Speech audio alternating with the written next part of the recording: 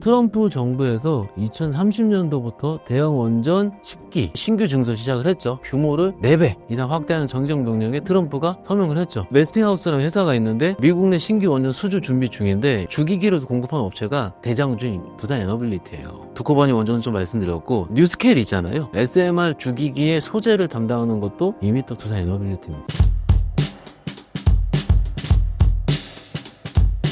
최근 원전주 분위기는 어떻게 보시나요?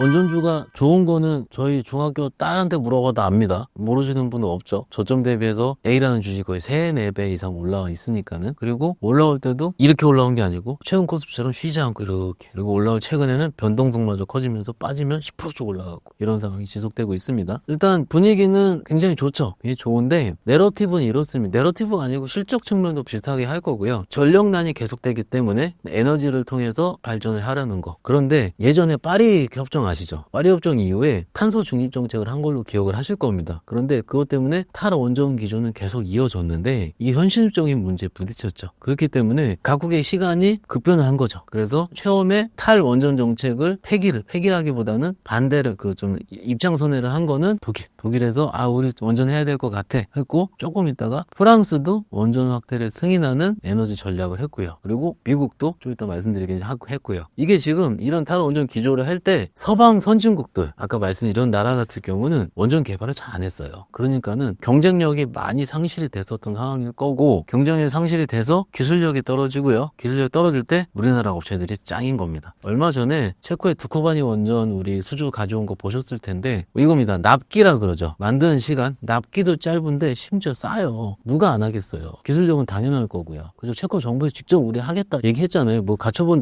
법원 얘기 있었는데 불구하고 그냥 하겠다고 얘기를 한 거잖아요. 그러니까는 그만 기술력은 있는 겁니다. 그리고 우리 입장에서는 파운드리 업체들, 그런 기자재라 이런 걸 만드는 업체들이잖아요. 파운드리 업체들이 워낙 잘하고 있는 상황이기 때문에 기술력도 답보했던 거. 그러니까 여러 가지가 같이 합쳐져서 올라가고 있는 상황일 것 같고요. 그리고 글로벌적으로 현재 지금 60기 이상의 신규 원전이 건설 중인데 100기 더 건설할 거고요. 300기까지 건설 검토 중이다. 이거 대단한 거죠. 그럼 이제 60기에 300기면 5배면 5배. 근데 제가 오늘 기사 보니까 중국도 그럴 것 같고 하여튼 계속 원전에 대한 수요는 늘어날 것 같은 거죠. 비단 서방뿐만이 아니고. 이러면은 여러 가지 부분에서, 그리고 아시다시피 미국의 웨스팅하우스라든지 이런 SMR 같은 경우도 꾸준하게 개발이 되고 나라에서 밀어주고 있는 상황은 계속되기 때문에 일단 이런 추세는 꾸준하지 않을까 말씀드리고 있습니다. 현재 미국 상황은 어떤가요? 트럼프 정부에서 2030년도부터 대형 원전 10기, 10개 신규 증설 시작을 했죠. 근데 이게 규모를 4배 이상 확대하는 정정명령에 트럼프가 서명을 했죠. 웨스팅하우스라는 회사가 있는데 미국 내 신규 원전 수주 준비 중인데 여기서 주기기를 공급하는 업체가 대장주인 두산에너빌리티예요.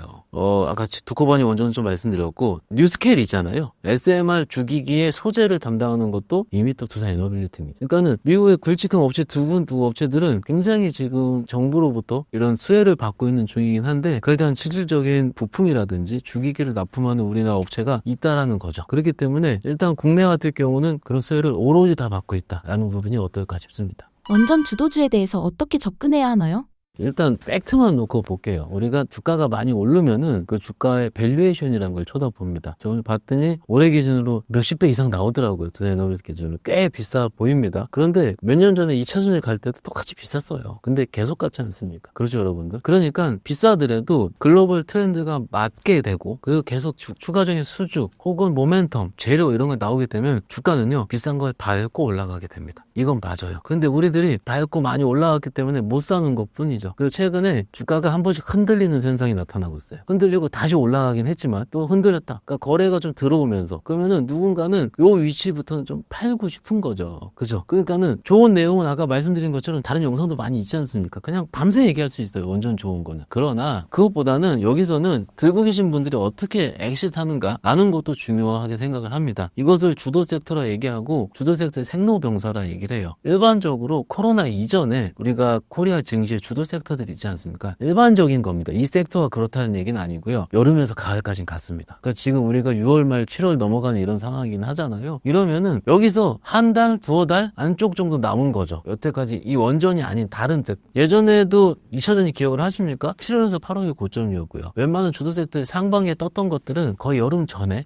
근데 요거에 대한 기전은 뭐냐면은 이렇게 생각을 하시면 돼요. 2분기 실적이 발표할 때 1, 1분기, 2분기가 너무 좋았을 때. 그런데 1분기와 2분기의 이익률, 예를 들어서 1분기 때 500억의 수익이 났어요. 근데 2분기 때는 510억이 났어요. 그래도 올라간 거죠. 근데 저번엔 200억 수익 난 거예요. 기울기, 증감률이 꺾인 거죠. 이런 주도 섹터는 기울기가 꺾일 때 끝나게 되는 경향이 있거든요. 그리고 아까 말씀드린 것처럼 몇 년의 미래를 당겨왔다는 거죠. 지금 두산에너비티 기준 1분기 실적은 사실 다른 자회사들 평가 이익도 좀 있고요. 두산 밥캣이란 이런 것들이 조금 있는데 일단 여러 가지 부분이 같이 복합돼서 우리가 좀 나온 거라고 보시면 어떨까 싶어요. 일단 비쌀 수도 있고 쌀 수도 싸진 않고요. 그런데 여기서 우리가 어떻게 선택하는지 가장 중요할 것 같아요. 조금 여기서 디테일하게 좀 말씀을 드려볼게요. 다 좋습니다. 다 좋은데 언제라도 아까 말씀드린 대로 많이 올랐다라는 건 인지를 해야 되고 지금부터 저희 관점에서는 이렇게 합니다. 매매의 관점이라 얘기를 합니다. 저희가 바이 앤 홀드, 그러니까 사서 들고 가는 게 좋아요. 이게 제일 좋죠. 우리 투자자분들은 신경 쓰지 않고 그냥 사두면은 그냥 1년에 대해 열어봤을 때 50%가 나왔든 30%가 나왔든 오르는 건 좋잖아요, 당연히. 근데 국내 주식이 어떻게 그렇게 쉽습니까? 그런 점은 별로 없어요. 그렇죠, 여러분들. 그래서 계속 확인을 해야 되는 거죠. 확인하는 과정인데 일단 아까 말씀드린 대로 여름 정도쯤, 가을 정도 넘어가는 이쯤까지는 그래도 꾸준할 확률이 높습니다. 그러면 여러분들 어떻게 매매해야겠어요? 빠질 때는 살살살 샀다가 한번 과하게 튀면 살 줄였다가 다시 또 빠지면 살살 샀다가 이런 식으로 이것을 트레이딩이라 얘기를 합니다. 대부분들이 트레이딩을 별로 안 좋아하고 뭐 증권사에 수수료 내려 그래? 수수료 쌉니다. 증권사들이요. 그죠? 그런 측면에서 말씀드리는 게 아니고 이미 많은 분들은 이런 섹터들은 이미 사고 계신 분들이 이미 들고 있는 너무나 많아요. 그렇죠. 그래서 그런 분들 저도 몇 분 알고 있는데 언제 팔까 이러고 째려보고 있습니다. 그렇죠, 여러분들. 그렇기 때문에 이것이 실적이 따박따박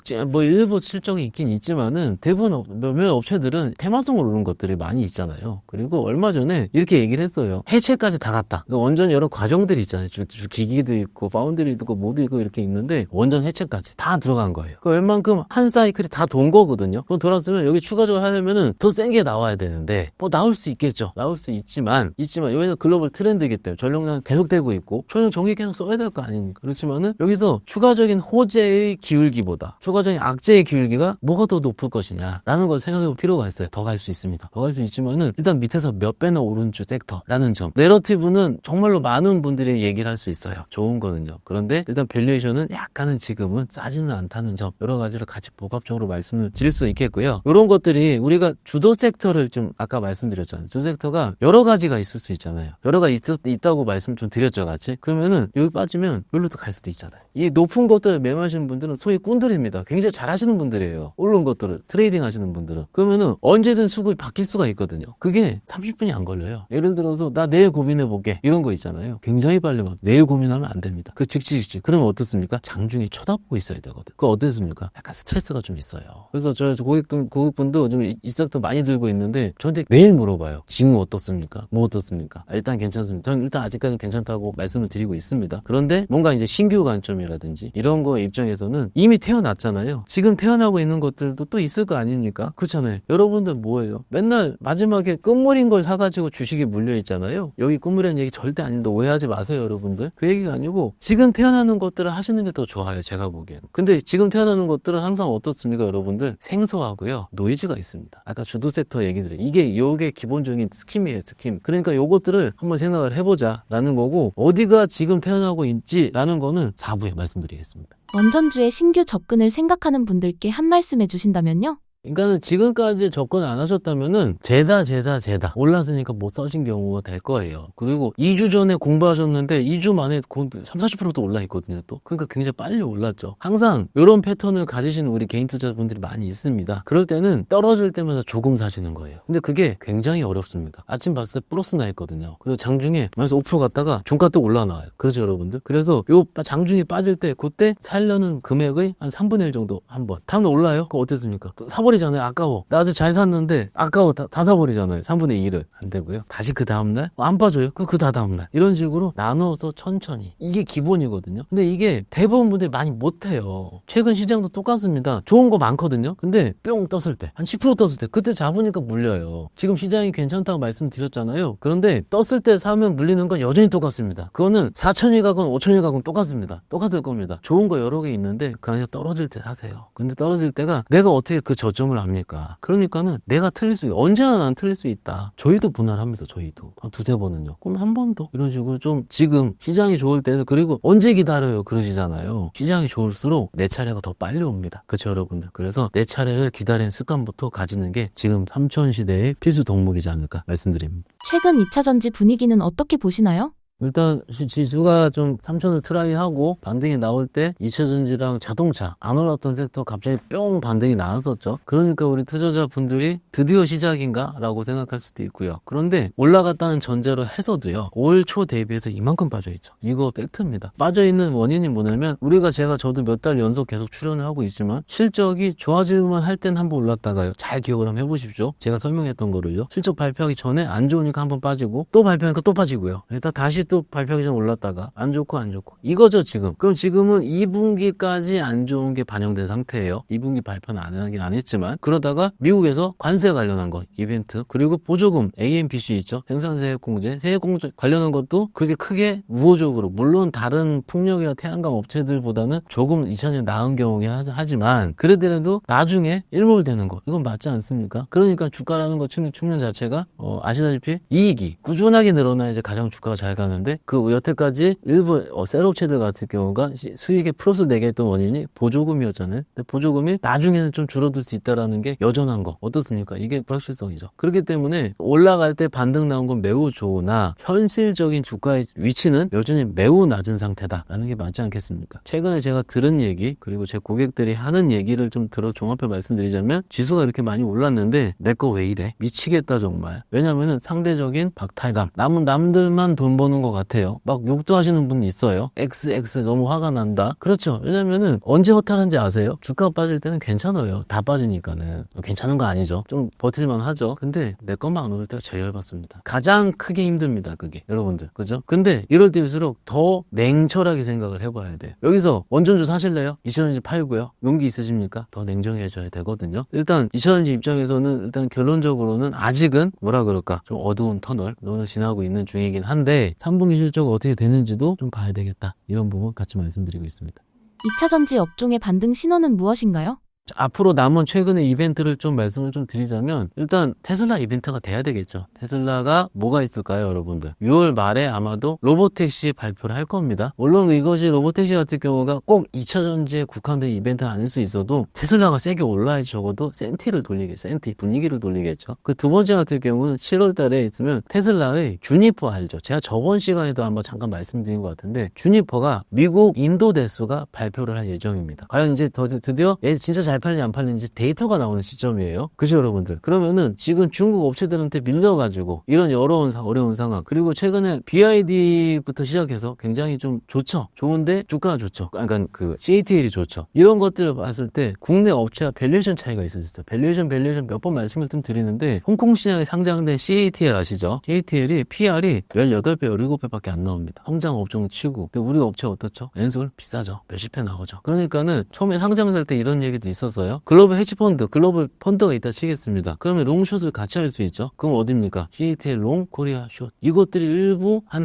2, 3주, 한 달 전쯤에 굉장히 횡행했었어요. 이런 것도 최근 한 달 전 빠졌었던 신저가 났었거든요. 그것은 일부 이벤트 플러스 시작을 해서. 그리고 중국 업체들 같은 경우가 최근에 가격 인하를 단행을 했죠. 그들도 좀 경쟁에 살아남기 위해서 전기적 캐즘이 어려운가 봐요. 그러니까 가격 인하까지 하니까 상대적으로 어떻습니까? 마진이 안 좋게 될 가능성. 이런 것들이 복합적으로 작용하고 있습니다. 그래서 이벤트 뭡니까? 아까 다시 정리해드리면 테슬라 쪽 이벤트 2개 있고, 중국 업체들에 대한 밸류에이션 차이가 어떻게 되는지도 이벤트가 될 수 있고, 더 중요한 건 우리 업체가 7월 중순부터 7월 초에 3분기 발표하고, 엔솔도 조금 이따 발표를 할 거잖아요. 그 이후에 발표한 2분기 실적, 그 다음에 실적 발표했을 때 바닥 찍고 올라오냐 안 나오냐, 그러니까 시장에서 어떻게 받아들이느냐가 중요하겠죠. 그런데 막상 이거 지금 2차전지 2차전지의 수급을 뭐라 그러는지 아세요? 빈집이라고 그러거든요. 빈집이 뭡니까? 너무 팔아가지고 이미 탈탈 비워져 있는 상황이잖아요. 그래서 이 수급이 빈집이 되어 있을 때는 올라올 때 많이 올라옵니다. 변동성도 크게 커지게 되고요. 그래서 일단 2차전지는 이런 이벤트를 앞두고 있다라고 하는 거고, 좀 잘 됐으면 좋을 것 같아요. 그죠? 항상 말씀을 좀 드리지만. 근데 이런 것들이 좀 기다리고 있는 중. 그리고 마지막에 전제 조건 말씀드릴게요. 저점 대비해서 한 요 정도 올라온 주식이 더 잘 가요. 제가 2월인가 2월 말 3월 초에 나왔을 때 영상 한번 봐보시면은 공매도 얘기 좀 드린 걸 기억합니다. 3월 말인가요? 공매도 다시 개시될 때 그렇게 나쁘지 않을 것 같다라고 말씀드린 거 기억을 하실 거예요. 안 좋은 업체들을 여태까지 안 좋은 이유는 수급 공백, 아예 관심이 없어가지고 들고 계신 여러분들이 그냥 지지는 거, 스트레스성 매도라 그러죠. 아예 몰라, 사는 사람도 없으니까 그냥 팔기 때문에 그냥 줄줄줄줄줄 세고 있었다는 거 기억하십니까? 그렇죠 여러분들. 그런데 2000년 몇몇 업체들이 빠졌다가 요만큼 올라왔을 때 올라온 종목이 여기서 더 가면 더 많이 가는 현상이 나타나고 있어요. 이것이 뭡니까? 공매도에 따른 쇼커버. 그들도 얼마쯤에서 어느 정도 가격대에서 공매도를 쳐놨을 겁니다. 엄청 쳐놨겠죠 지금. 2000년 실적 안 좋았으니까는. 그러면 여기서 실적이 좋아진다는 일부의 시그널만 나오게 된다면 어떻습니까? 빵 오를 거예요. 이것도 일종의 관전 포인트가 될 수 있습니다. 그러면은 아까 말씀드린 일부 이벤트 섞어서 말씀드릴게요. 어떻습니까? 테슬라 이벤트가 있어요. 근데 그 종목이 이만큼 올라와 있어요. 근데 테슬라 이벤트가 좋아요. 예를 들어서 주니퍼가 좋았고 이러면 어땠습니까? 그 업체의 쇼커버가 일어날 수도 있겠죠. 테슬라 밸류체인 이런 식으로 혹은 다른 식으로 여러 가지 전략을 쓸 수도 있을 것 같아요. 다 싫다? 그러면 2000년 ETF 이런 식으로 조금은 전략을 다변화할 필요도 있습니다. 그런데 지금 또 질문하실까 말씀드릴게요. 이미 불려 계신 분들 어떡하냐? 이게 핵심이죠 뭐. 그리고 신규로 들어가실 분들은 어떨까요? 조금 천천히 그런 이벤트 앞두고 나서 천천히 뿅 뜰 때까지 이런 거 당연히 이건 쉽죠. 그러면 들고 계신 분들이 대부분 물어보면 어떡합니까? 저 같은 사람들이 딴 거 하자라고 얘기하지 않겠어요. 왜냐면 이익 측면 자체가 아까 우리 1, 2부, 3부 얘기했다시피 하이닉스가 너무 좋고요. 좋은 것들이 많아요. 내년 추정치 좋고. 근데 지금은 2분기까지 안 좋은 게 3분기가 마이너스 폭이 줄어드느냐 요거밖에 안 나온 거잖아요 지금. 내년은 아직 몰라요. 2000년 입장에서는. 전기차가 잘 팔려야지 일단은. 그러면 올해도 좋고 내년이 좋은 걸 할까? 내년이 좋아질지 안 좋아질지 모르겠다라는 걸 할까? 선택은 사실은 2000년이 안 좋다는 게 아니고 이쪽이 조금 더 매력적이라는 거죠 여러분들. 그래서 이런 것까지 복합적으로 같이 생각하시면 어떨까 싶습니다. 현재 주목할 만한 유망주는 무엇인가요? 아까 이제 1, 2, 3부 잘 들으셨다면 이거죠. 첫 번째, 지금 태어나는 걸 하자라는 거죠. 지금 태어난 건 오른 지 얼마 안 되는데 안 되는 거. 기간급여로 왔을 때 상법 개정이 통과되고 좋아진다면 배당도 좋아지고 회사 더블 카운팅 문제도 없어지게 될 거고 그런 것들의 가장 수혜는 기본적으로 지주사. 지주사가 좀 뜨다가 최근에 조금 그렇게 다른 주도주에 비해서 좀 덜 떴어요. 살짝 밀려있는 상황인데 지주사 많이 있습니다. 뭐 여러 가지 종목들이 있는데 그 안에서 무엇을 할까 고민하시는 거. 제가 뭐 기업의 특성상 찍어드릴 수는 없는데 그냥 증권사 보고서가 굉장히 잘 나와 있어요. 내가 뭐 이러면은 배당 수익률이 어떻고 뭐 자회사의 가치가 어떻고 이렇기 때문에 이것을 토픽으로 한다 이런 거 있잖아요. 다 나와 있어요. 거기 선택을 해보시면 돼요. 여러분들 CJ라는 그룹이 있겠습니다. 추천드리는 개념 아니고요. 올리브영 가치 외국인들 많이 오잖아요. 이것이 계산해 보니까 얼마다 애널리티가 다 해놓습니다. 그러면 이거 했을 때 여러 가지 그 지주사 안에서도 이게 제일 뭐 예를 들어서 유망하다 이런 거 클릭이에요. 클릭. 스터디라기보다 찾아보면 그렇잖아요. 이런 식으로 한번 찾아보는 것도. 두 번째, 3,000포인트 넘고 4,000포인트 넘고 5,000포인트 가면요. 누가 좋습니까? 제가 좋아요, 제가. 그러니까 증권이죠. 아까 제가 1부 때 예탁금 말씀드렸잖아요. 주식하려고 많이 달려들 것 같아요. 그러면 증권사의 회전율이 높아지고 그럼 수수료도 좋아지고 금융상품부터 시작해가지고 구조가 좋아지게 됩니다. 그건 증권주. 증권주 중에서 많이 오른 거 덜 오른 거 있거든요. 어느 걸 선택해야 될지. 기준점 PBR 1배. 그죠? 1배가 기준점이 되니까는 이미 밑에 올려쳐가지고 PBR 1배가 된 종목도 있어요. 대단하죠? 그만큼 빨리 올랐어요. 딱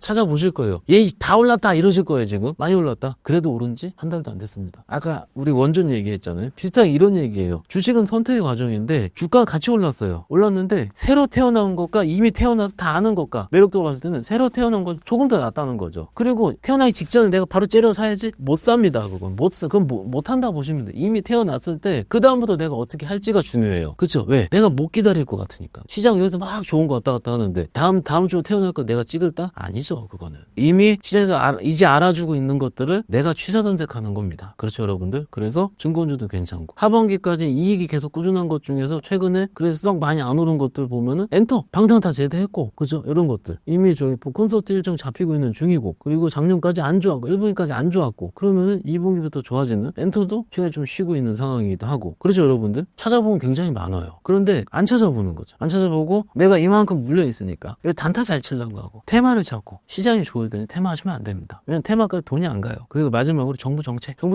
뭐 많지 AI 그렇지 않습니까? AI 소프트웨어 쪽 AI 소프트웨어 쪽은 상대적으로 조금 변동성이 심해요. 그래서 그 안에서 대장이 무엇인지 하는 방법. 아마도 계속 뉴스 나올 거지 않겠습니까? 뭐 가다가 좀 빠지더라도 뉴스는 또 뿅 정권 초기 때는 정부 정책에 대항하면 안 돼요. 그렇지 않습니까? 그리고 이 방향 자체가 우리만 오롯이 하는 겁니까? 아니잖아요. 글로벌로 다 하고 있는 거잖아요, 지금.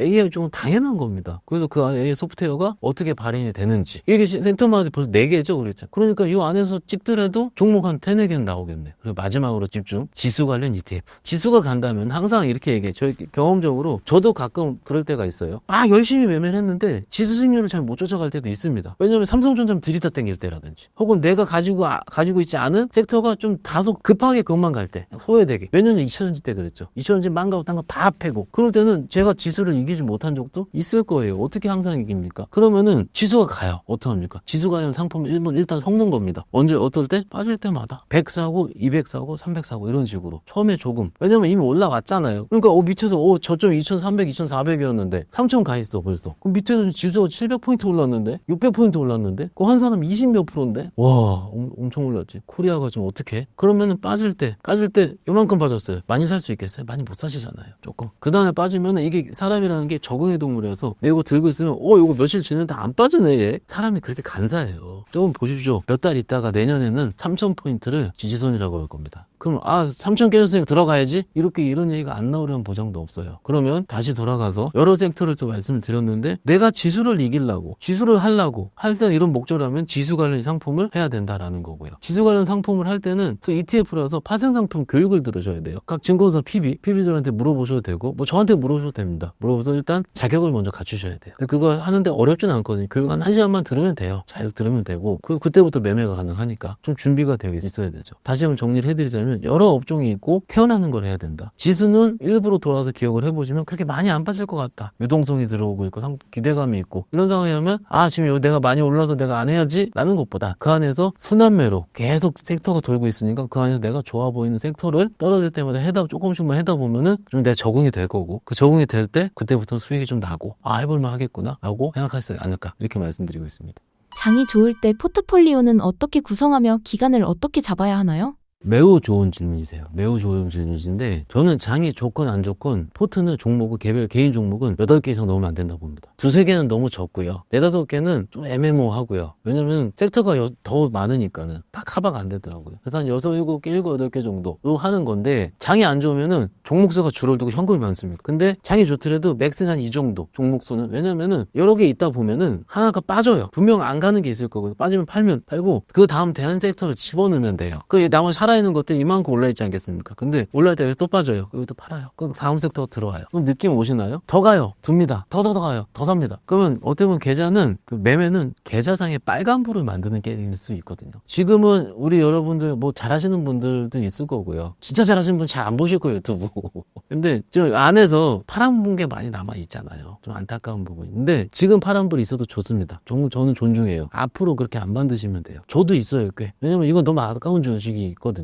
그리고 예전에 너무 힘들었을 때 뭐 예를 들어 여러 주식도 인생의 생로병사가 다 들어가 있는데 주식에도 그 주식에도 얼만큼 스토리가 왜 없겠습니까? 그래서 여러 가지가 다 이해합니다. 저는 여러분들 다 이해하거든요. 사랑하고 그렇기 때문에 조금은 앞으로만 빨간불을 계속 남기는 게임을 하시는 거예요. 그렇죠? 근데 올라가다가 빠질 때 살짝 깨질 때 주저없이 팔 수 있는 건 뭡니까? 용기입니까? 비중 조절이에요. 몰빵돼 있으면 뭘 팔아요? 끄덕끄덕 하실 겁니다. 이게 기본이에요. 이게 1억을 하는데 한 500, 1000 있어요. 한 3% 빠져요. 그래봤자 몇십만 원 손실이에요. 1억 하는데. 그럼 이거 안 가. 주저가 없이 팔을 수가 있습니다. 그럼 빨간 거 이게 남아요. 그럼 얘가 가면은 1, 2천 샀다 칠게요. 수익이 나면 더 사요. 근데 만약 플러스 15%짜리가 조금 더 사면은 13%가 돼요. 수익률이. 불을 탄 거니까는. 그런데 조금씩 더 사는 거예요. 근데 올라간 추세가 플러스 상태에서 여기서 이렇게 가잖아요. 갈 때. 요럴 때 조금씩 사고 싶었던 거예요. 그리고 최근에 갑자기 이란 타격했다라 갑자기 시장이 어려울 때. 그럼 다 빠지고 있잖아요. 그럴 때 조금 내가 들고 있던 거. 이런 식으로 조금 한번 해보셔야지 늘고요. 이런 것들을 매매라고 얘기합니다. 신사임당 구독자분들께 한 말씀 해주신다면요? 언제 주식에 수익이 많이 나냐면요. 시청자분들, 우리 채널 구독자분들 자신감이 있을 때 수익이 나요. 자신감 없으면은요, 맨날 몇만 원 뛰기만 합니다. 1, 2% 뛰기. 왜냐면 하긴 해야겠고, 자신이 없으니까 조금 나오면 팔고요. 자신감이 있어야지 속이 불도 타게 되고요. 그죠? 근데 그 자신감은 제가 만드는 게 아니고요. 여러분, 자신감 가지십시오. 누가 하겠습니까? 저 모르시는데. 그게 아니고요. 시장이 만들어주는 겁니다. 시장이 지금 자신감을 주고 있는 것 같아요. 그러면은 우리 여러분들이 경계해야 될 건 뭡니까? 전통적인 코리아 국장의 불신론. 얘는 안 돼. 이런 거 있잖아요. 편견. 이런 것만 빼시면 됩니다. 아까 말씀드린 것처럼 3,000포인트가 지지선이 될 수도 있는 날이 올 수도 있습니다. 물론 허무맹랑하다고 하실 수도 있겠죠. 그렇지만 일부 잘 보시고 생각을 해보시면 이런 유동성과 이런 지배구조 개선 이런 것들은 꽤 좋은 촉매제가 될 가능성이 높다라고 판단합니다.